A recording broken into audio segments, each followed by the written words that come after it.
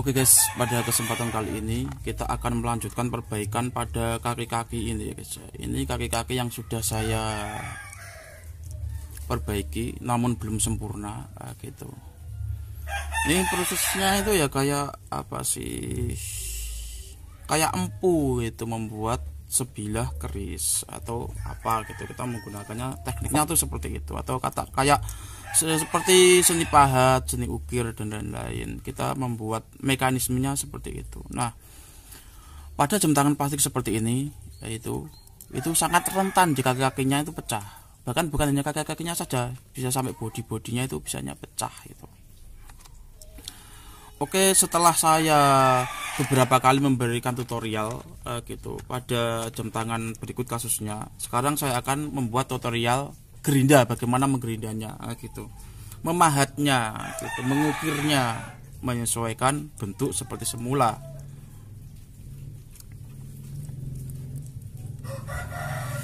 Yang pertama kita bisa menggunakan gerinda seperti ini. Ini gerinda itu ada macam-macam, khususnya di mata gerindanya gitu, itu macam-macam. Ada yang kecil, besar, atau runcing gitu. Kita bisa memanfaatkan itu sebagai bahan pembuatnya.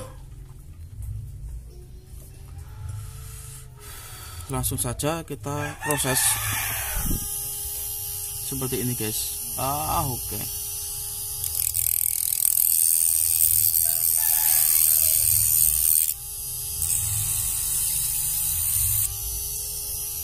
Jadi pembuatan seperti ini, ide-ide seperti ini, aku tuh terinspirasi dari tukang elas gitu. Tukang elas itu saat mengelas barang yang patah atau gimana itu. Nah, ini agak. Oke, sekarang tak ajarin teknik cara menggerindanya. Sebelum kita menggerindা bagian ini, kita harus menekan sisi yang ini. Kalau kita menggerindা bagian atas ini, kita harus menekan sisi yang bawahnya. Supaya apa? Supaya tidak patah gitu. Karena ini barang terbuat dari plastik, meskipun sudah tak kasih tulangan ya, tulangan besi atau seng,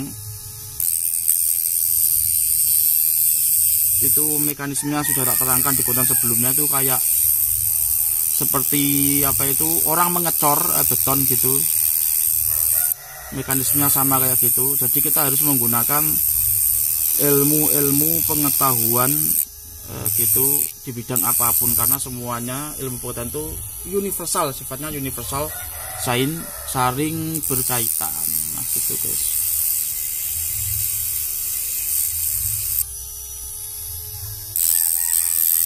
Oke, di channel Jendrawali Warta Berita Belajar Bermain ini ya gitu, kita ya sambil ngobrol-ngobrol enak. Nah gitu.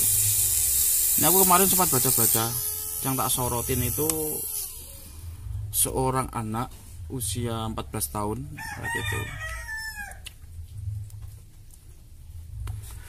Anak ini disayang banget orang tuanya, bahkan ditunggu-tunggu kelahirannya, semata wayang kan gitu.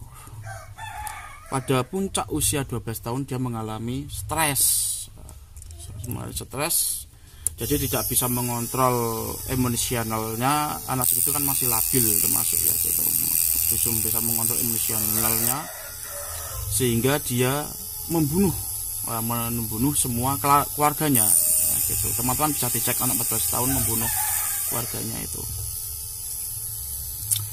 itu yang mati, yang ditusuk semuanya, dari ayah, ibu, dan neneknya itu.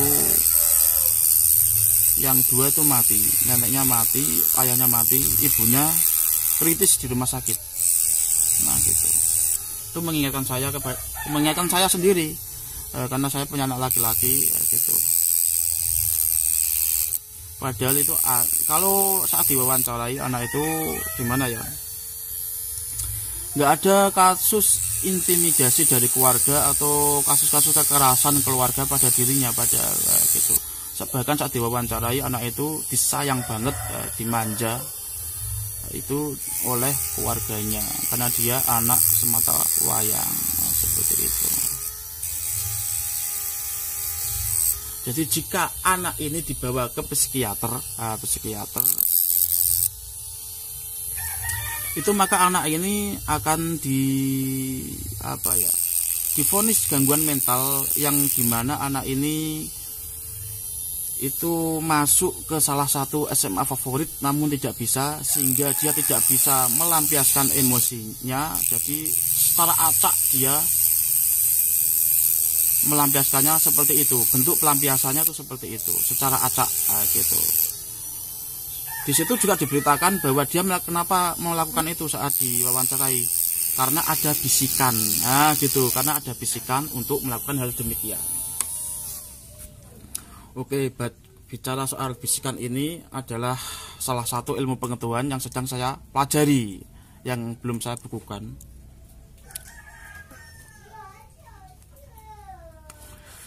Jadi setiap orang itu memiliki bisikan-bisikan sendiri dalam batinnya, gitu.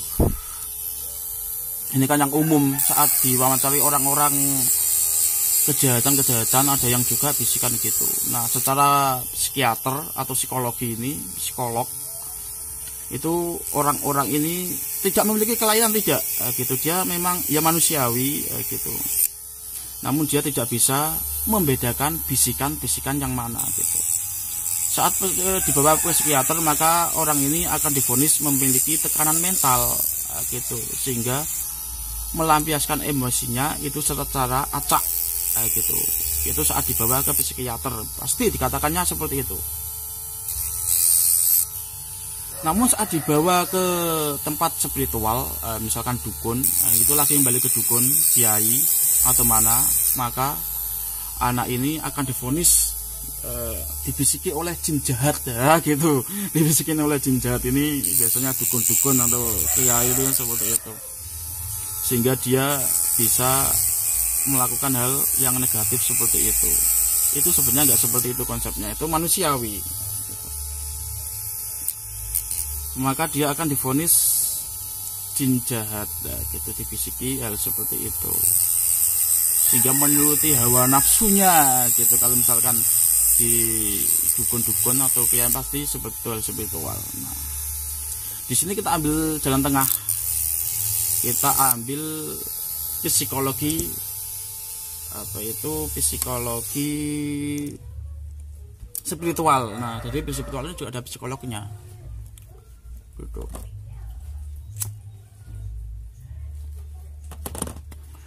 Ini berhubungan dengan buku yang sudah saya karang, konsepnya itu adalah psikologi metafisika sebenarnya.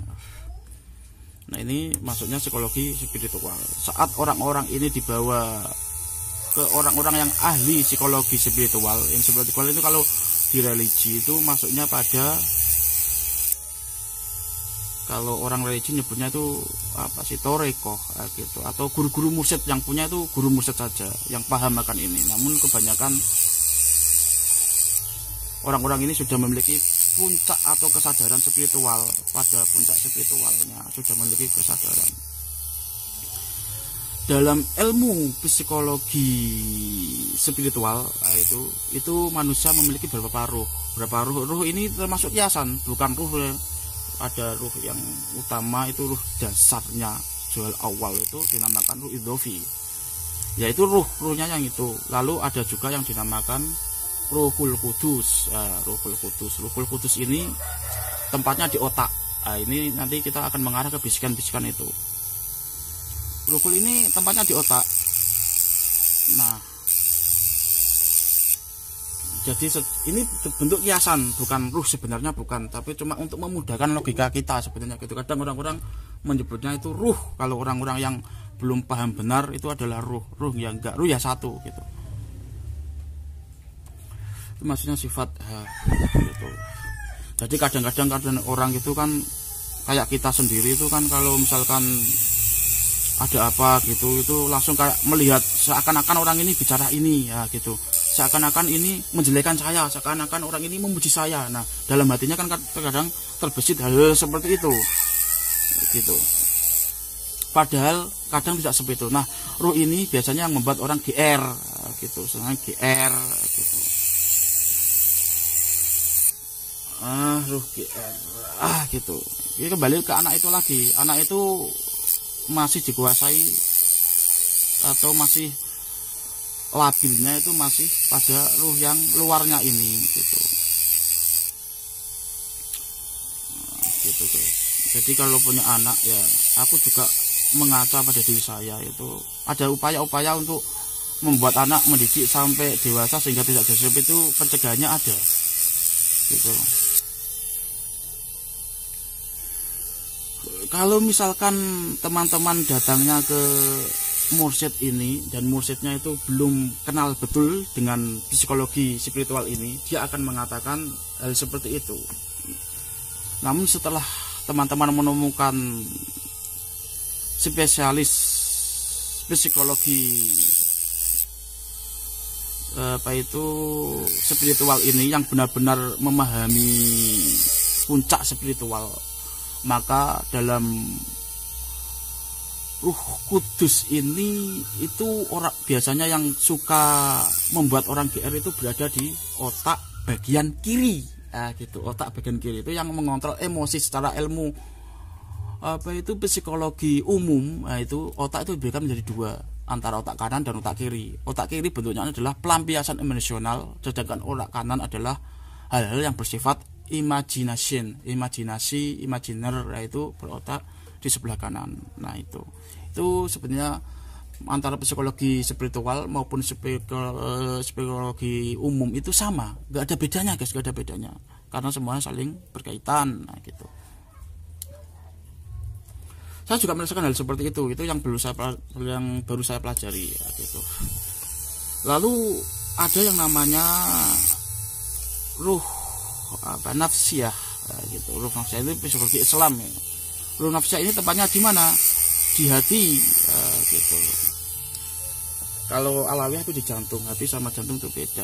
Nah, kadang orang-orang itu diberikan kebenaran ini tempatnya di Ruhul Kudus, namun bukan di otak sebelah kiri ya gitu, otak sebelah kiri. Kalau ini teman-teman disuguhi pada orang-orang yang sudah memiliki puncak kesadaran spiritual, dia akan paham. Meskipun dia nggak belajar, dia sudah paham gitu. Karena semua saling terkait ya, gitu.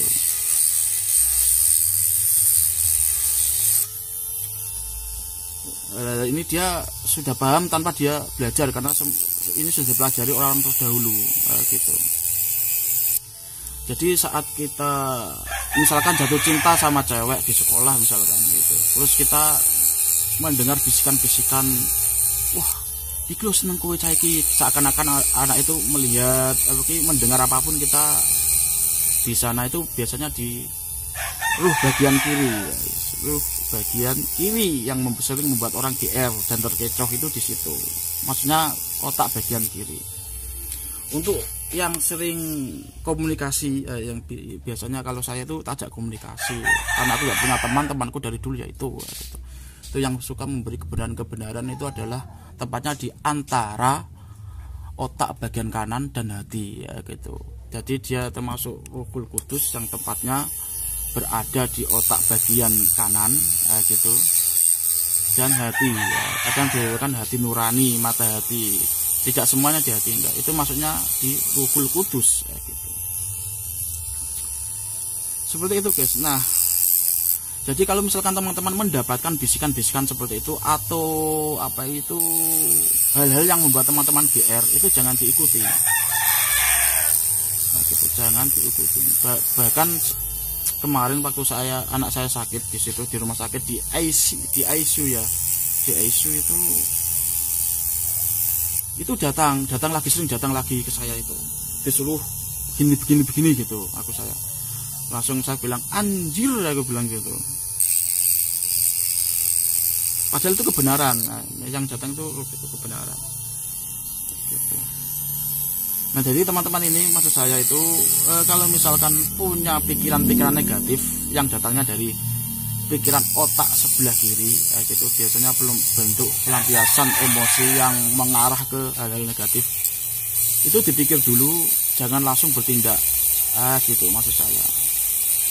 Jangan langsung bertindak, karena itu terjadi pada setiap manusia gitu.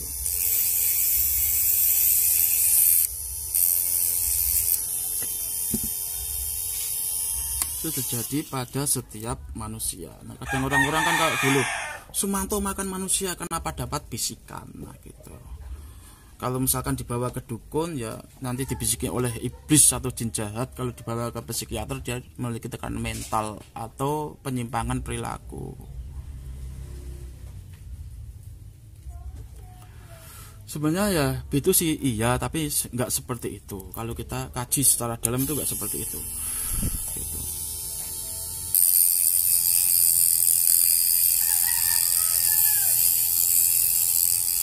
Jadi kalau misalnya datangnya suatu kebenaran itu biasanya itu tadi kita lihat dulu siapa yang membisiki kita gitu. Kalau kita bisa membedakan gitu, kalau otak bagian kiri atau Ruhul Kudus bagian kiri ini gitu, atau secara ilmu psikologi adalah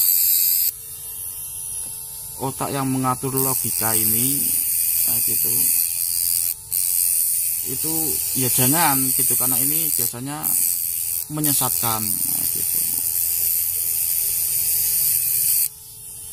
Jadi kalau misalkan teman-teman punya anak kecil gitu, tuh dari kecil diajari sebelum dia tidur atau ketika dia tidur gitu, itu kan masuknya kepada gelombang alfa, itu kasih sugesti-sugesti yang baik gitu.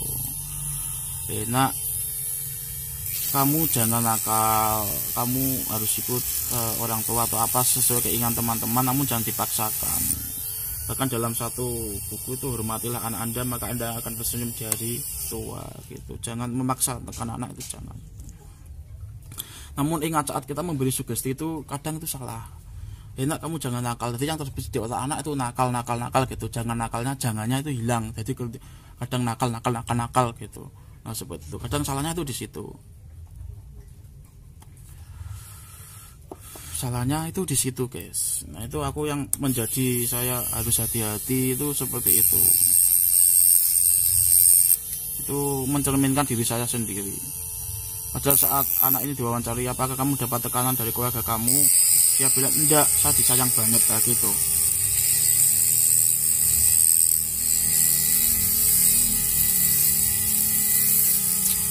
Saya disayang banget, nah gitu. Kasusnya itu seperti itu. Tapi saat dia pelampiasan kenal seperti itu karena dia mau masuk SMA sehingga tidak kesampaian, akhirnya dia melampiaskan emosinya itu secara acak gitu.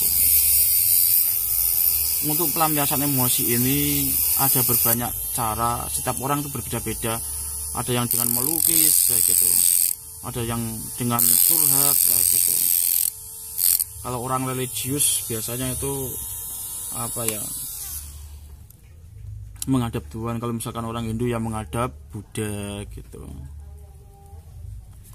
Kalau orang Kristen ya masuknya ke pastor, mengakui segala kesalahannya, dosa-dosanya gitu. Kalau orang Islam ya sholat ya gitu, mengaji. Nah pelampiasannya itu kalau orang religius itu di situ, biasanya religiusnya itu di situ.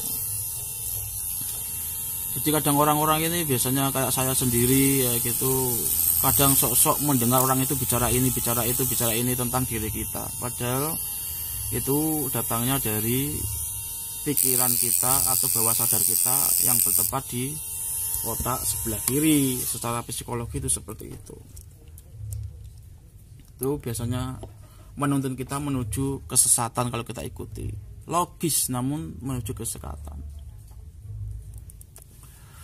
Seperti itu, guys. Makanya di sini saya tekankan itu kita belajar mekanisme. Mekanisme adalah tata cara berpikir. Nah, gitu. Kadang nggak saya sendiri itu kan di sini tempatnya itu religius banget tempat saya ini, pedesaan, atau mungkin di desa-desa lain juga gitu. Tempatnya religi berkembang itu di pedesaan. Karena saat orang ini para santrinya ini domongi sesuatu yang salah ya dia hanya bisa iya sambil mengangguk-anggukkan kepala saja tanpa bisa memikirkan dengan pikiran logis gitu. Apalagi menjelang bulan puasa itu saya biasanya saya tidak mendengarkan tapi saya dengar gitu. Kadang kalau nabi bahwa kanjeng Nabi itu bodoh, nabi yang bodoh gitu, nabi yang awam gitu. Itu dia literasinya kepada kanjeng Nabi itu dia tidak mengenal betul siapa kanjeng Nabi, berarti dia hanya berpaku pada apa, hadis atau suatu dalil yang mengatakan Nabiyul Ummi, Nabi yang sangat bodoh, Nabi yang tidak bisa membaca, tinggal dibodoh-bodohkan. Maksudnya saya paham, Nabi yang bodoh dan wahyu itu adalah benar saat turunnya wahyu karena dia nabinya bodoh, maksudnya mungkin seperti itu. Tapi kalau dia mengatakan itu dia salah, karena kanjeng Nabi itu kalau menurut orang sufisme gitu adalah pusat keilmuan gitu. Dia kurang mengenal, berarti dia tidak tahu literasi kanjeng Nabi secara menyeluruh. Kadang kalau disindir Mbah Dur kan nggur pinter nulis gitu, atau ngajilan moco gitu, dongeng lan moco, pinter nulis dongeng lan moco. Orang-orang seperti itu sindiran untuk orang-orang seperti itu. Padahal kanjeng Nabi secara literasi dia itu seorang pedagang yang sering dibawa pamannya ke perbatasan. Di situ pengetahuannya tentunya itu lebih maju dari orang segitu, orang-orang sekitarnya gitu.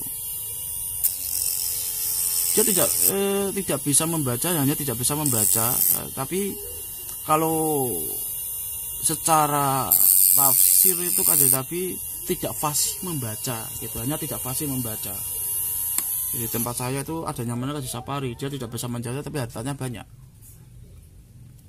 gitu.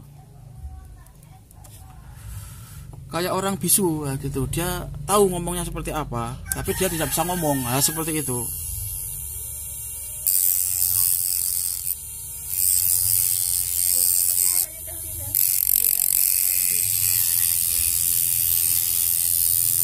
Itu satu bentuk contoh. Kadang aku kalau melihat kayak gitu itu, kalau teman-teman tuh kalau berani itu langsung dicangap, videonya ditoni terus 3 kali itu. Kalau berani, kalau nggak berani ya seperti saya aja, dalam hati saja bilang anjir gitulah itu. Itu kalau saya seperti itu.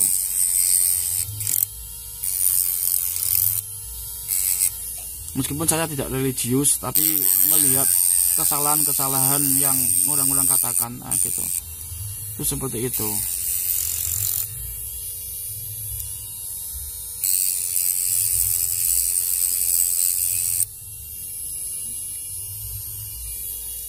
Kurang sependapat karena dia hanya membaca saja tanpa menggunakan otaknya gitu. Itu membaca, menghafalkan lalu diajarkan gitu.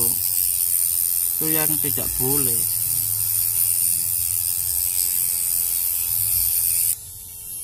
Jadi kembali ke bisikan-bisikan ini, ya tadi teman-teman, kalau bisikannya ini dari otak sebelah kiri atau bisikan negatif, itu dipikir dulu bisikannya itu. Dipikir terlebih dahulu, dicerna dulu sambil ngopi ya gitu, terus sambil apa kayak gitu, cerna bener tidak gitu. Karena kebenaran itu biasanya datang dari otak sebelah kanan, atau kalau secara psikologi spiritual itu otak sebelah kanan antara otak sama hati, atau kalau secara bahasa tasawufnya itu antara ruhul kudus dan ruhul nafsiyah gitu. Bukan ruhul alawiyah, alawiyah itu jantung beda. Ruhul nafsiyah gitu secara psikologi Islam, yaitu ya psikologi spiritual Islam gitu.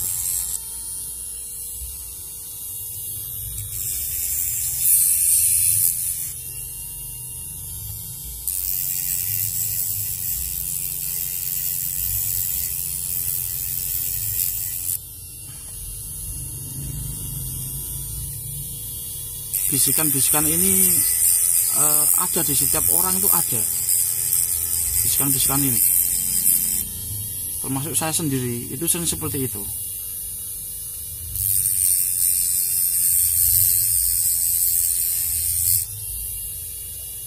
Kalau misalkan bisikan yang datang dari kebenaran ini, contohnya kayak saya dulu itu membimbing, dia sifatnya itu membimbing manusia ke jalan yang benar gitu. Pernah suatu ketika, karena memang saya didoktrin sejak kecil oleh hal-hal yang berbau religi sehingga mengarahkan ke hal yang mistis ya gitu, aku sangat penasaran banget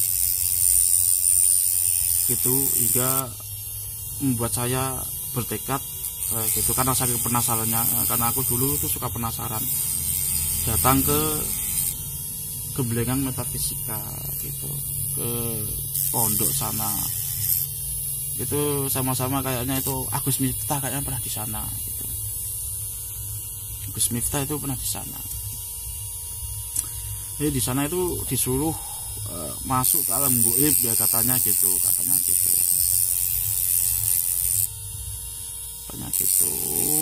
Lalu ada yang di sana 4 tahun 5 tahun tidak bisa, aku di sana 3 hari bisa. Itu ada yang membimbing itu adalah ini hati ini, maksudnya Ruhul Kudus ini. Dia berkata teruskan saja, selalu ngomong kayak gitu terus di pikiran saya mau lari sebenarnya, itu takut sebenarnya, teruskan saja. Dia dibimbing seperti itu.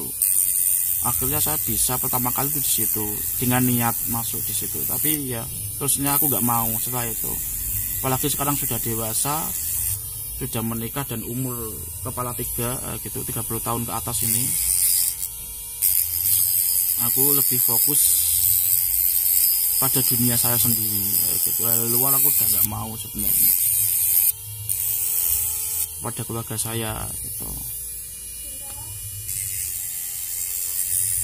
Nah ini yang sudah punya anak itu seperti itu, cara mengendalikan emosi dengan bawah sadar itu seperti itu. Kasih dia sugesti saat dia tidur, sugesti yang baik, namun sugesti ini harus jelas gitu, jelas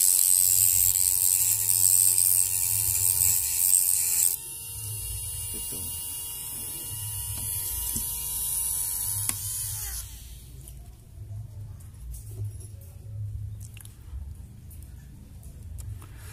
Namun kembali lagi ke sifat apa ya, kasih sayang seorang ibu. Tetap ibunya itu meskipun keadaan kritis itu memaafkan anaknya gitu, sehingga anaknya tidak boleh dipenjara meskipun kesalahannya sudah fatal gitu.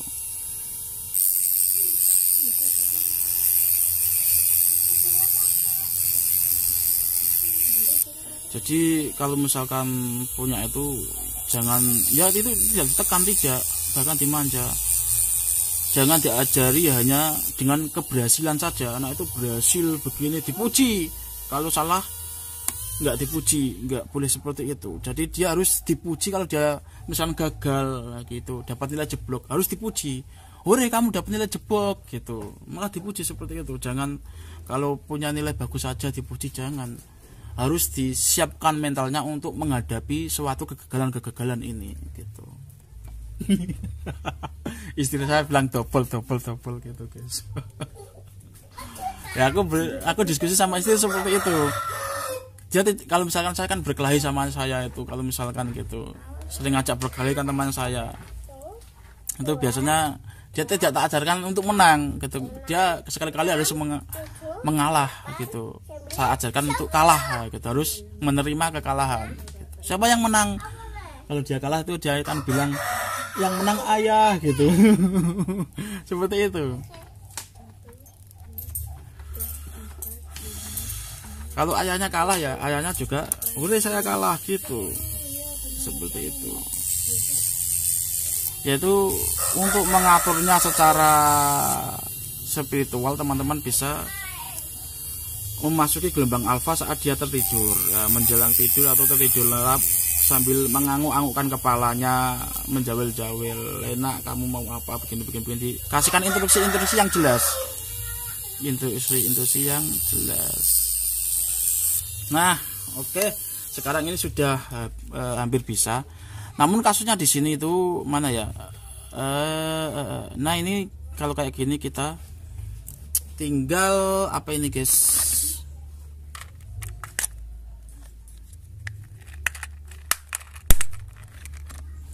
Ini menggunakan gerinda kecil seperti ini. Mata gerinda kecilnya kita sesuaikan sama bentuk gini.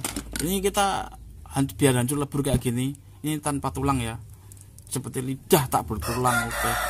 Gitu kita bisa menyesuaikannya seperti ini. Ini misalkan segini ya, segini ya. Berarti kita bisa mengikuti ini gitu. Set. Nah, gitu guys, supaya enak gitu.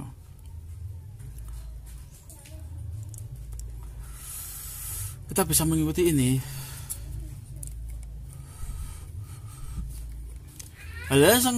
Semua ilmu pengetahuan itu saling berkaitan. Kadang kalau ada pesantren itu tidak boleh sekolah, itu aku nggak setuju itu.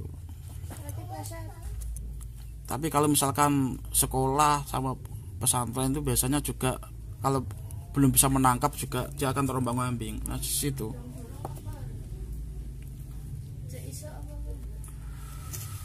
itu harus kesiapan mental.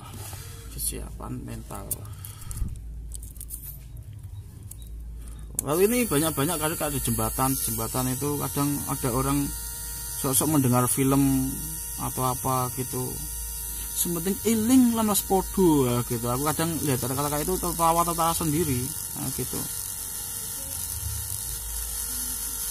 Dan ini banyak diadopsi oleh guru-guru spiritual dalam religi itu, manunggaling kaulo Gusti ya, menyatunya apa itu hamba dan Tuhan itu, manifestasikan Tuhan dalam dirinya. Kadang saat ada orang itu berzikir sambil lepas kendali sehingga terjadi seperti orang kesurupan gila gitu, katanya manifestasi Tuhan dalam dirinya. Itu pembodohan publik itu sebenarnya, pembodohan publik, penyimpangan akidah gitu.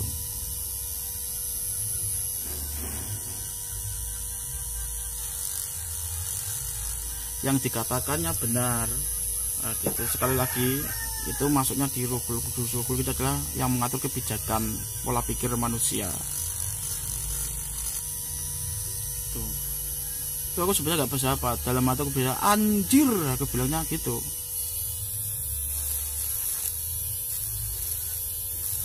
Jadi dalam ini biasa itu kalau di filmnya itu sasisnya itu al-khalaq ya, sehingga disembelih ya, itu banyak diadopsi guru-guru spiritual bahwa manusia ini hanya seperti wayang gitu, seperti wayang, salahnya dari Tuhan, benarnya dari Tuhan. Itu pembodohan publik. Benar, tapi konsepnya nggak seperti itu gitu. Kalau saya menciptakan jam tangan ini gitu, manusia itu manusia hidup yang berakal. Jadi konsep benar ya, sebenarnya benar itu benar, tapi nggak seperti itu konsepnya. Jadi KB semua ini salahnya Tuhan. Kayak orang tua saya ini yang salah Tuhan, nah, itu tidak boleh.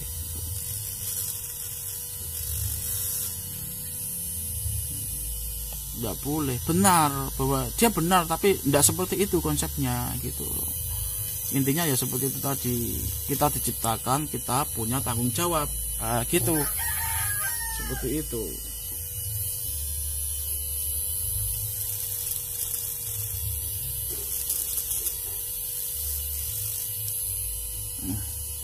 Kesalahan dari kita sendiri gitu. Kesalahan kita yang membuat salah itu kita sendiri.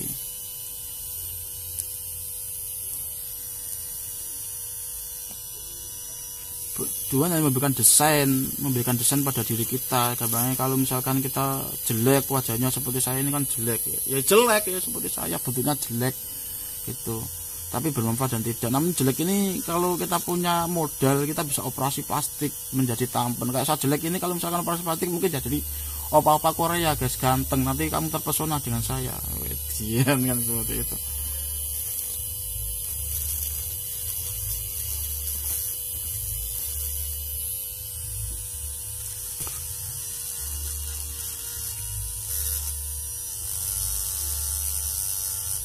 Nah ini kalau misalkan tak bentuk kecil ini belum bisa ini guys, yang ini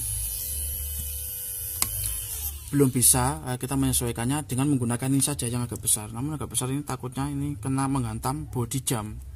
Oke, kita dengan hati-hati gitu, dengan hati-hati.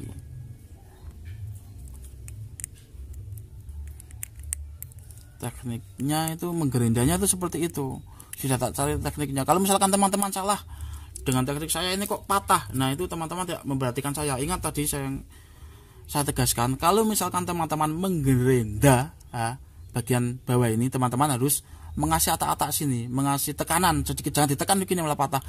Jadi kayak gini, jadi saat bergerak gini, getarannya itu tidak menimbulkan terlalu besar getaran sehingga tidak patah, karena ini apa, tipis dan panjang kan, rawan kalau getarannya. Nah seperti itu. Jadi misalnya seperti ini, aku menggerinda seperti ini, set, ini tangan kita yang jari ini main, nah gitu. Nah, kalau teman-teman tidak memperhatikan hal ini, itu biasanya patah, terjadinya itu patah, dan teman-teman harus mengulanginya secara awal lah gitu, secara awal.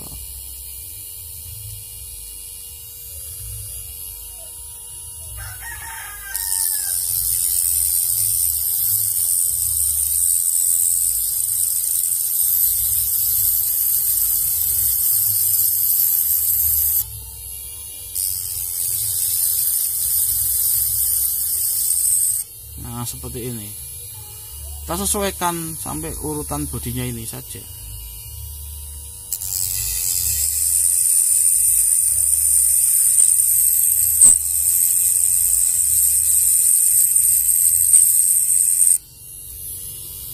Nah, seperti ini.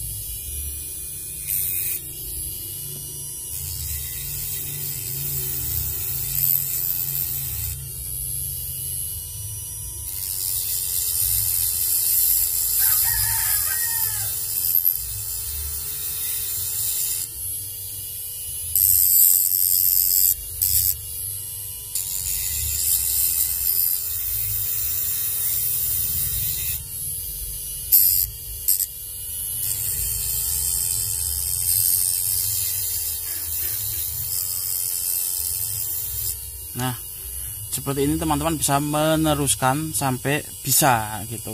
Saya juga akan melakukan hal yang sama seperti ini, saya akan teruskan sehingga membentuk ini sesuai body jamnya ini. Oke gitu guys ya. Oke guys, setelah jadi seperti ini, nah ini apa itu sudah tak buat seperti ini, tak ratakan ya, tak ratakan dengan ini. Nah gitu, sebentar. Nah ini seperti ini, itu udah rata. Aku ini tak buat persis lagi atau tak modifikasi anunya ini.